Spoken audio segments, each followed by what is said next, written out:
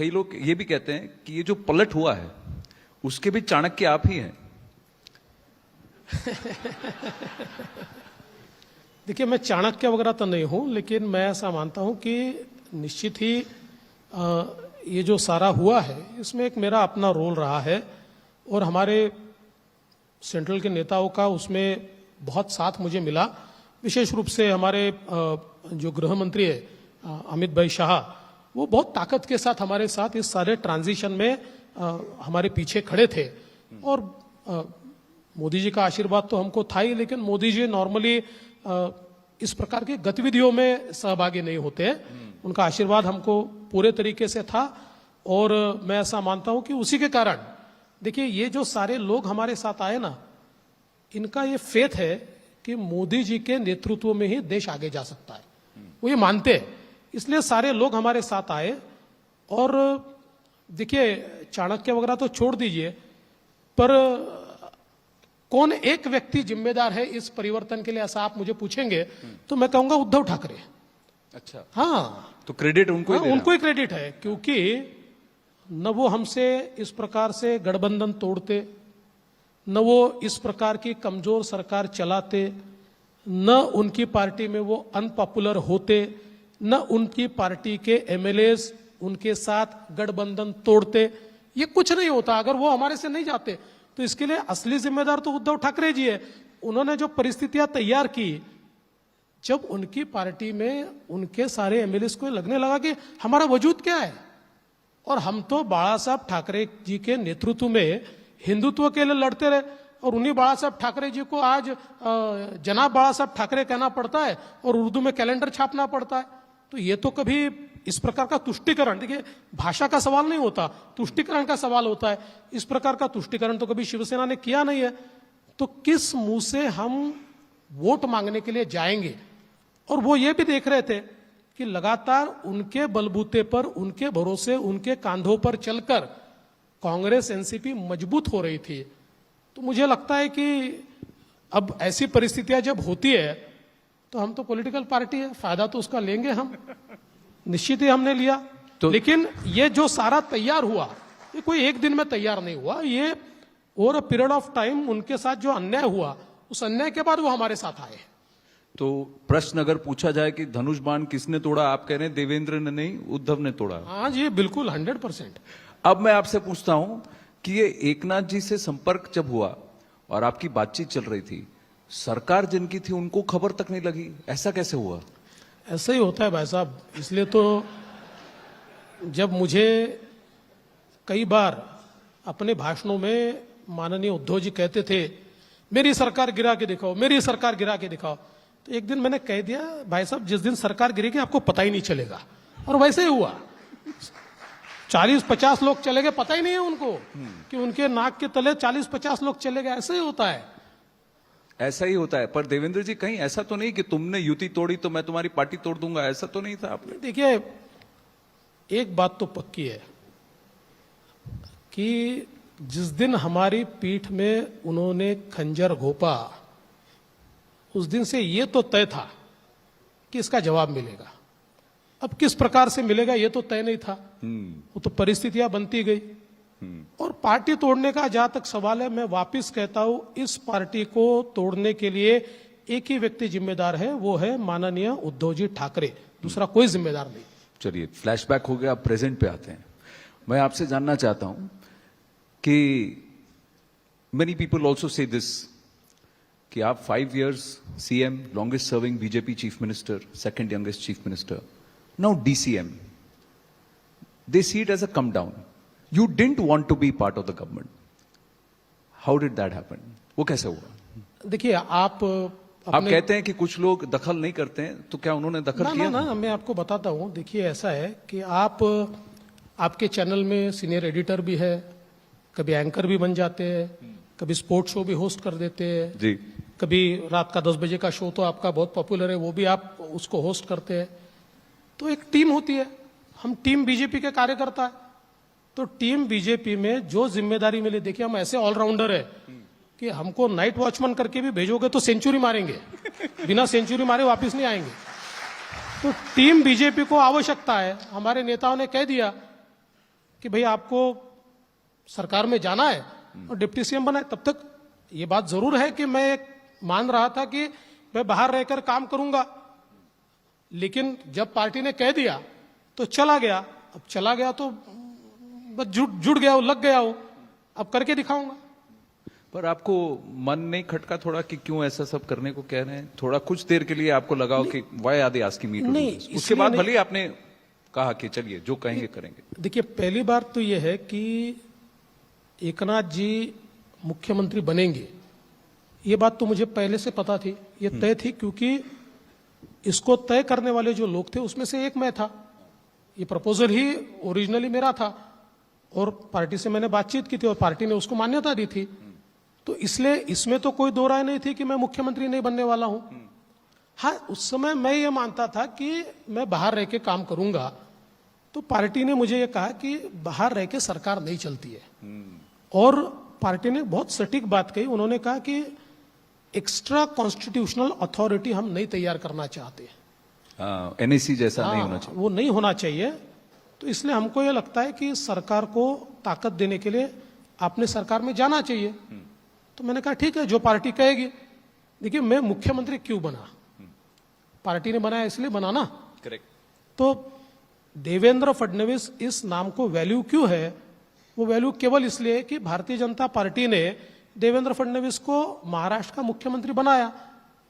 तो फिर वही पार्टी या वही नेता जिन्होंने मुझे मुख्यमंत्री बनाया, वो कहते हैं कि पार्टी के हित में आपको उप मुख्यमंत्री बनना है, तो ये तो मेरा सम्मान है। वो तो ये भी मुझे कह सकते हैं कि भाई आपने बहुत कर लिया, अब घर चले जाओ, तो भी मुझे कोई तकलीफ नहीं है। लेकिन उन्होंने सम्मान के साथ ये कहा कि आप संभाल सकते हो, आप जाओ। तो मुझे लगता है मुझे कोई प्रॉब्लम नहीं है। हाँ, 5 मिनट ये मेरे मन पे बोझ जरूर था, और इसलिए था क्योंकि मैं ये अनाउंस कर चुका था कि मैं कोई पोजीशन नहीं लूंगा। ये अनाउंस कर चुका था, इसलिए मेरे मन पर बोझ था। लेकिन मैं ऐसा मानता हूं कि ये हमारे लिए एक, देखिए किसी को पसंद नहीं आएगा शब्द, लेकिन मैं ऐसा मानता हूं ईश्वर का आशीर्वाद है कि प्रधानमंत्री जी जैसे नेता हमको मिले हैं कि जो अपने छोटे से छोटे कार्यकर्ता को भी बड़ा बनाते हैं। और जिस प्रकार से इस बात को आदरणीय प्रधानमंत्री जी ने अपने ट्वीट के माध्यम से 4 शब्दों में, 4 अल्फाजों में एक्सप्लेन कर दिया, मुझे लगता है कि उसके बाद यह सवाल खत्म हो गया कि देवेंद्र फडणवीस क्यों उप मुख्यमंत्री बना। क्या बात है।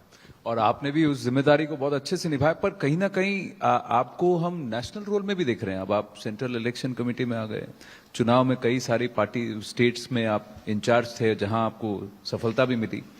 तो ये नहीं, ये बड़ा इंटरनेशनल स्टेज यानी नेशनल स्टेज पर बैटिंग करने की तैयारी हो रही है, नेट प्रैक्टिस। मैं ऐसा मानता हूं कि एक बहुत नेचुरल कोर्स है भारतीय जनता पार्टी में। देखिए, अल्टीमेटली हर व्यक्ति की कोई ना कोई उम्र होने वाली है, पार्टी के नेताओं की भी उम्र होने वाली है। अब तो हमारी पार्टी में एक उम्र के बाद चुनाव नहीं लड़ना, इस प्रकार का भी निर्णय है। तो सही वक्त पर अगर आप नेतृत्व नहीं बदले तो आपकी कांग्रेस हो जाती है, इतनी गैप पड़ जाती है कि नेता ही नहीं दिखाई पड़ता। तो भारतीय जनता पार्टी में नेचुरल कोर्स में टीम बदलती जाती है, लोगों को अवसर दिया जाता है। अवसर देंगे तो नेतृत्व तैयार होगा। तो इस प्रकार का अवसर मिलता है, तो उसी लीग में मुझे यह अवसर दिया गया है। मैं ऐसा नहीं मानता कि कोई अभी महाराष्ट्र छोड़ के नेशनल रोल में मैं जाने वाला हूं, ऐसा बिल्कुल नहीं। मैं महाराष्ट्र में ही हूं और महाराष्ट्र में रहूंगा। पर आगे जाके अगर नेशनल रोल कुछ अगर आप करना चाहेंगे तो क्या करना चाहेंगे? देखिए, कोई गोल है? देखिए, Maharashtra will also contribute to the country, there is a big role. अब आप भी नागपुर वासी हैं, अब नागपुर से तो कितने लोग वहां गए हैं, जितनी सड़कें हम देख रहे हैं वो भी एक नागपुर वासी के नेतृत्व में ही बन रही हैं, गडकरी जी हैं। तो मैं आपसे पूछ रहा हूं। देखिए, इसीलिए तो वहां अभी आवश्यकता नहीं है। अभी तो महाराष्ट्र में आवश्यकता है, तो महाराष्ट्र में मैं काम कर रहा हूं। अब वहां मैं क्या जाऊं और कब जाऊं और क्या रोल करूं, पार्टी जिस दिन तय करेगी उस दिन चला जाऊंगा। आज तो पार्टी ने तय किया है कि मैंने महाराष्ट्र में रहना है, तो आज कल की चिंता क्यों करूं और दिल्ली की चिंता क्यों करूं, आज तो महाराष्ट्र की चिंता करूंगा। 10 मिनट से कम समय है, तो 2 सवाल मैं लोकल पॉलिटिक्स पे पूछूंगा, फिर एक सवाल है जो जिस पर हम थोड़ा लंबी बात करेंगे। बीएमसी के चुनाव में आपने कहा है कि बीजेपी लीड रोल इख्तियार करेगी। अब यहां पर एकनाथ शिंदे फैक्शन जो है वो आपके साथ हैं, राज ठाकरे जी से भी आपकी अच्छी बातचीत है, मैंने सुना। नहीं, हमारी दोस्ती है, हम बातचीत करते। देखिए, महाराष्ट्र की पॉलिटिक्स जो है ना, ये साउथ से थोड़ी अलग है। ये पॉलिटिक्स जो है, इसमें हम लोग एक दूसरे के दुश्मन नहीं है, हम पॉलिटिकल अपोनेंट्स है, हमारे विचार अलग है। और इसलिए मैं आज भी फोन उठाकर उद्धव जी से बात कर सकता हूं। कर सकते हैं? हाँ, बिल्कुल कर सकता तो हूं। वो कनेक्शन अभी कट नहीं हुआ? नहीं, देखिए, पॉलिटिकल बात की मैं कोई दूसरी बात कर लूंगा उनके साथ।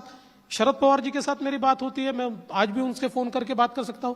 तो राज ठाकरे जी भी एक नेता है, हमारे मित्र है, उनसे बात करने में क्या कोई प्रॉब्लम नहीं। देखिए, मैं उप मुख्यमंत्री बना, उसके बाद उन्होंने एक बहुत सुंदर खत मुझे लिखा, और इतने सुंदर शब्द थे, तो मैंने विचार किया कि इसका जवाब दूंगा।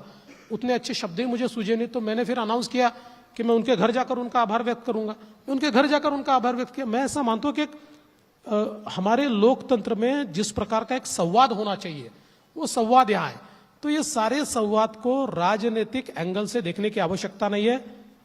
भारतीय जनता पार्टी और ओरिजिनल शिवसेना बाला साहब ठाकरे की शिंदे जी के नेतृत्व में हम दोनों साथ में हैं, हम दोनों साथ में बीएमसी का चुनाव लड़ेंगे। तो बीएमसी का चुनाव तो आप साथ लड़ेंगे। अभी तक तो आप कह रहे हैं कि मनसे से अच्छी दोस्ती है राज ठाकरे जी से, पर साथ में कोई युति नहीं। तो क्या यही रणनीति अगले चुनाव के लिए भी होगी 2024 में? हाँ, इससे क्या अलग रणनीति होगी? हम तो शिवसेना बीजेपी साथ में लड़ेंगे। चेहरा कौन होगा? देखिए, ऐसा होता है ना कि अभी तो 2-2.5 साल बचे हुए हैं, और जब एक कैप्टन है, वो कैप्टन परफॉर्म कर रहा है, वो कैप्टन खेल रहा है, ऐसे समय नया कैप्टन कौन होगा, फिर कैप्टन होगा कि नहीं होगा, क्यों इस पर चर्चा करें? भाई, हमारा कैप्टन खेल रहा है, परफॉर्म कर रहा है, उसका परफॉर्मेंस देखिए, उसके बाद बातचीत कीजिए। क्योंकि जो वाइस कैप्टन है वही कैप्टन था पहले, इसीलिए मैं पूछ रहा हूं। नहीं, वो तो ऐसा होता है भाई साहब। देखिए, सचिन तेंदुलकर ये मिलेनियम का स्टार है। सचिन तेंदुलकर ये एक ऐसे बैट्समैन हैं जो कभी हो नहीं सकते, लेकिन उनके बाद के कई कैप्टन्स के नेतृत्व में उन्होंने बैटिंग भी की, फील्डिंग भी की, बॉलिंग भी की, और गेम खेला। ऐसे ही होता है। क्या बात है देवेंद्र जी, उदाहरण भी चुना तो सचिन तेंदुलकर का चुना कि भाई पॉलिटिक्स के देवेंद्र सचिन तेंदुलकर हमें। बहुत बढ़िया। जो भारत जोड़ो की बात कर रहे हैं, वो कह रहे हैं कि आप भारत तोड़ने का काम कर रहे हैं। आप यानी आरएसएस और BJP brand of politics and Hindutva. देखो, भारत तोड़ने का काम किसने किया? किसने किया भारत का विभाजन? मैं सवाल पूछना चाहता हूं कि 1947 में पहली बार भारत टूटा और भारत के 2 टुकड़े हुए, किसने किया? अब जिन्होंने वो विभाजन किया वही हमको बोलते हैं कि आप भारत का विभाजन करने वाले। अरे, हम तो उस समय भी कहते थे कि विभाजन नहीं होना चाहिए, और आज भी हम तो ये कहते हैं कि भारत के टुकड़े करने की बात तो भूल जाओ। एक दिन पाकिस्तान भी भारत में होगा, अफगानिस्तान भी भारत में होगा, बांग्लादेश भी भारत में होगा। अखंड भारत का निर्माण हम करके दिखाएंगे। बहुत लॉफ्टी आइडियल है ये। संघ का कोर विचार भी है अखंड भारत की। अगर आप बात करें, यहाँ ये कहते हैं कि ये कौन होते हैं, ये तो आजादी की लड़ाई भी नहीं लड़ी। और इनके जो आइडियोलॉग हैं वीर सावरकर, उन्होंने तो अंग्रेजों के साथ उनकी फौज में जुड़ने की बात की, अंग्रेजों से उन्होंने गुहार लगाई। ये Savarkar vilification is equal to going after Hindutva. तो ये भी होता है। देखिए, मैं सवाल पूछना चाहता हूं कि 11 साल अंडमान की काल कोठरी में कोलू से के बैल के रूप में जुटकर और हंटर सहन करते करते बिना कुछ खाए पिए दिन रात जो सारी प्रकार की प्रताड़नाएं सहन कर रहे थे, और सारी प्रकार की प्रताड़नाएं सहन करने के बाद भी वो क्या कह रहे थे? सागरा प्राण तळमळला। वो कह रहे थे, ने मजसी ने परत मातृभूमिला, मेरी मातृभूमि में मुझे वापस